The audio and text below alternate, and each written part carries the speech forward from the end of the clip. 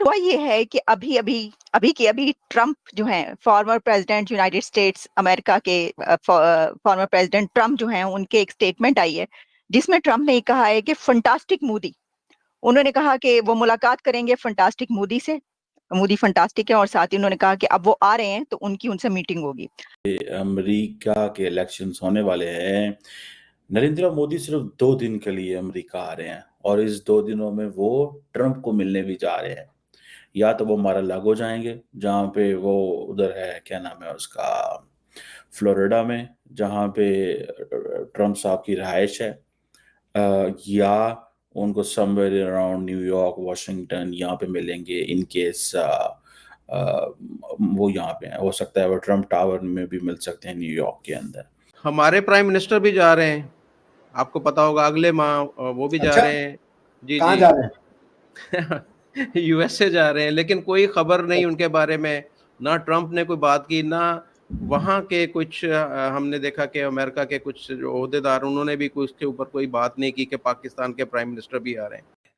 He happens to be coming to meet me next week, and Modi, he's fantastic. I mean, fantastic man. A lot of these leaders are fantastic. You have to understand one thing: they're 100%. These people are the sharpest people. They're not.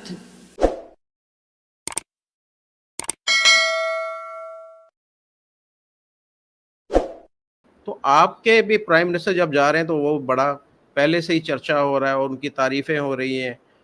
फ़र्क क्या है, और आप कैसे देख रहे हैं कि ट्रंप जो अब इंतखाबात में हिस्सा ले रहे हैं, और मुमकिन तौर पर यही नज़र आ रहा है कि ट्रंप जो है वो अगले जो है वो जो प्रेसिडेंट होंगे यूएसए के, तो आप फिर कैसे देख रहे हैं कि तल्लुकात को बेहतर बनाने के लिए अभी से वो तैयारी कर रहे हैं ट्रंप जो? देखिए मुजफ्फर भाई, 3 चीजें समझिए। भारत सदा से रहा है, जब से वर्ल्ड ऑर्डर रहा है सदा से भारत रहा है, ठीक है ना। जब दुनिया में मुश्किल से 10-15 सिविलाइजेशन थी, इस कुर्राए अर्ज पर, इस पृथ्वी पर, इस जमीन पर, इस अर्थ पर, तब से भारत है। भारत मानवता की सिविलाइजेशन की शुरुआत है। इसलिए भारत यदि कहीं जाता है तो लोग उसको नोटिस तो करेंगे। पिछले 2000 साल से कुछ एक ऐसी आइडियोलॉजीज आई जिन्होंने भारत को सिर्फ गालियां दी, मगर अब वो धीरे धीरे उन आइडियोलॉजीज का जो दौर था वो खत्म हो गया, और फिर से आइडियोलॉजी ह्यूमैनिटेरियनिज्म की, ह्यूमैनिटी की, मानवता की, इंसानियत की आइडियोलॉजी का समय आ चुका है। तो जब भारत अपना जो इतिहास में उसका जगह था वो वापस से क्लेम कर रहा है, सारी दुनिया चाहती है कि भारत उस जगह को क्लेम भी करे। उसके 2 रीजन है। एक तो भारत के पास ज्ञान है, भारत के पास ही वो ज्ञान है कि वो सारी दुनिया को नेतृत्व और प्रदान करने की क्षमता रखता है। पाकिस्तान के अंदर वो ज्ञान नहीं है। पाकिस्तान का ज्ञान इस्लाम का ज्ञान है, और इस्लाम का ज्ञान यदि किसी को लेना है या इस्लामिक नेतृत्व लेना है तो वो सऊदीया से बात कर लेगा, यूएई से बात कर लेगा, कतर से बात कर लेगा, तुर्की से बात कर लेगा। आप कौन है? आपकी क्या फतुहात हैं? आप ही की जबान में बोलूं, आपकी क्या अचीवमेंट है? आप जब से बने हो तो आप ये बताइए, आपकी क्या अचीवमेंट है पाकिस्तान की? 0 अचीवमेंट है। इंडिया के मुसलमान की क्या अचीवमेंट है? 0 अचीवमेंट है।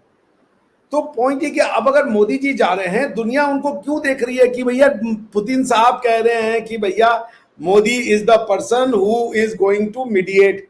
दुनिया की सबसे बड़ी इस समय जो युद्ध हो रही है, उस युद्ध की मध्यस्थता का जिम्मा प्रधानमंत्री मोदी को दिया गया है। अमेरिका दुनिया का पिताजी बनने की कोशिश करता है, लेकिन अमेरिका का पिताजी रशिया है।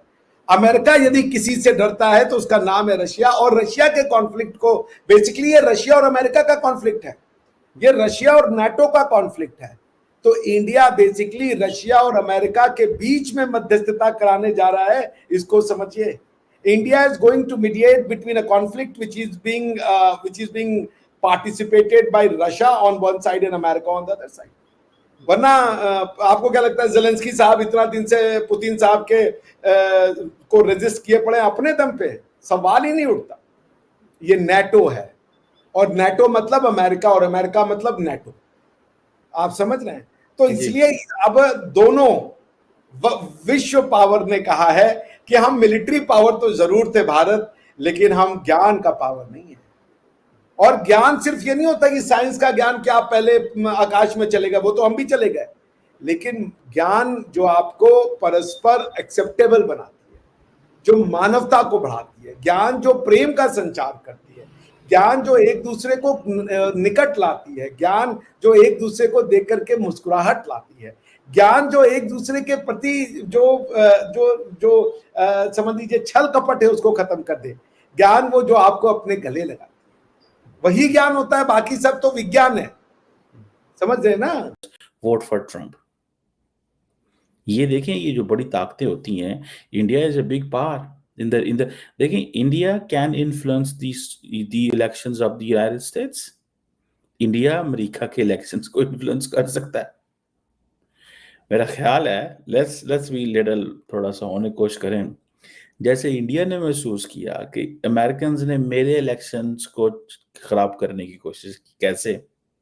आपको याद है कि जब नरेंद्र मोदी ने ये कहा बाइडेन को कि आए 26 जनवरी 2024 को आए, क्वाड की मीटिंग भी करें और हमारे रिपब्लिक डे भी आए, they turn down this request.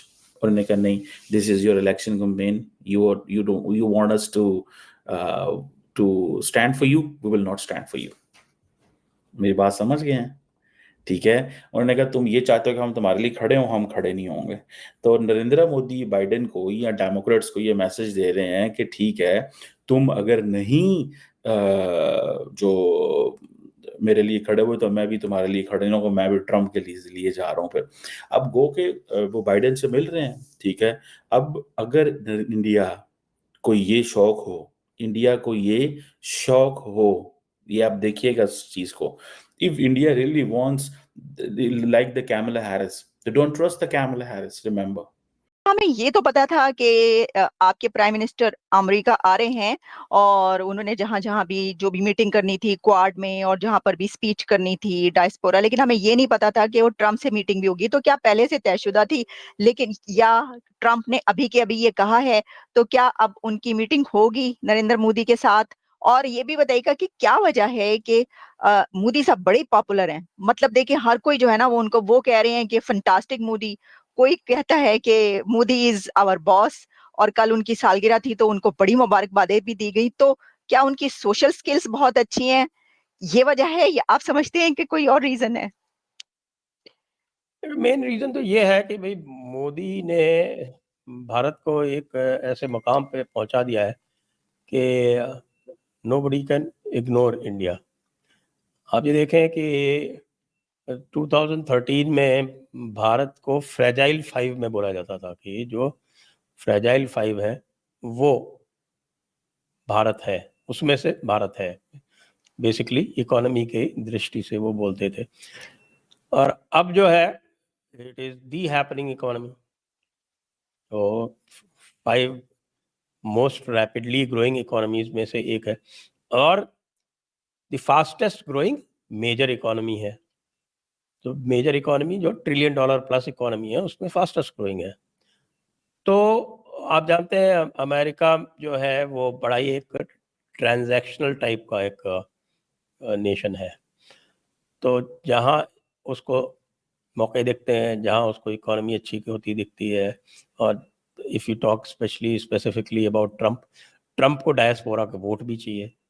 तो डेमोक्रेट्स जो हैं वो इंडियंस के वोट्स को फॉर ग्रांटेड लेते रहे हैं, तो उनको शायद इतनी आवश्यकता या ज़रूरत ना महसूस हो रही हो। वैसे भी जो बाइडेन से तो मीटिंग हो ही रही है, क्वाड में मीटिंग हो ही रही है, और फिर ऑन द साइड वो आपका एक यूएन का एक अलग से कॉन्क्लेव भी हो रहा है। हालांकि ख़ास बात यह है, नोट करने की बात यह है कि मोदी जी जो है वो जनरल असेंबली में स्पीच नहीं देने जा रहे। जनरल असेंबली को वो कुछ लोग कह रहे हैं कि जानबूझ के स्नब कर रहे हैं, क्योंकि वो भारत की जो लॉन्ग स्टैंडिंग डिमांड है कि भारत को भी सिक्योरिटी काउंसिल में परमानेंट मेंबर बनाया जाना चाहिए।